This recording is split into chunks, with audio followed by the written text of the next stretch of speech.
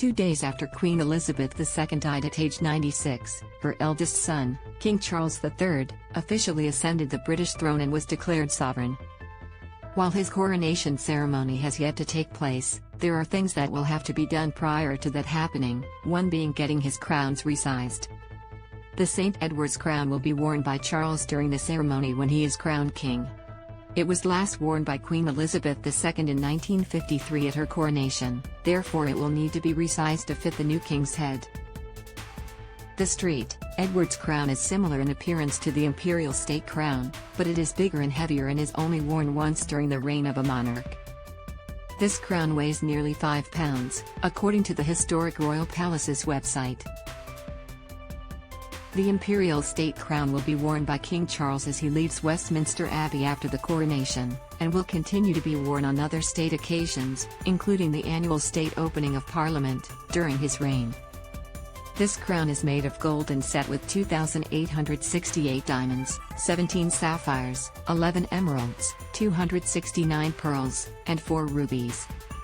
According to the Economic Times, there are 2 other significant crowns, the Crown of Scotland, which was created in 1540, and the Crown of Queen Elizabeth, which King Charles' wife, Camilla, the Queen Consort, is expected to wear at his coronation.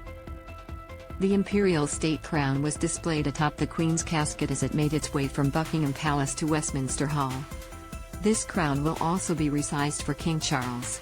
Along with the crown, the sovereign scepter and sovereign's orb were also present on her casket and taken off prior to her coffin being lowered into the royal vault. Following the funeral, royal expert Katie Nichols spoke to ET about the significance of each item. The scepter, the orb, and the imperial crown have been on display obviously during the Queen's lying in state, and I think they're probably the most important symbols of monarchy, she explained. It's what you see if you go to the Tower of London. They are the crown jewels. The cross inscribed on both the scepter and on the orb reflects the monarchy and the God-given right to monarchy. They contain stones and diamonds and priceless gems from around the world that span centuries, she added. It's impossible to put a value on them, but they are synonymous with monarchy. Nicholl went on to share that the next time we see them will of course be at the coronation for King Charles III. During the services on Monday, the Lord Chamberlain, Lord Parker of Minsmere, stood in front of mourners and broke a wand, signifying the end of the monarch's reign. The breaking of the rod is that moment where the rod of office is broken because the Queen's reign has come to an end, Nicholl shared.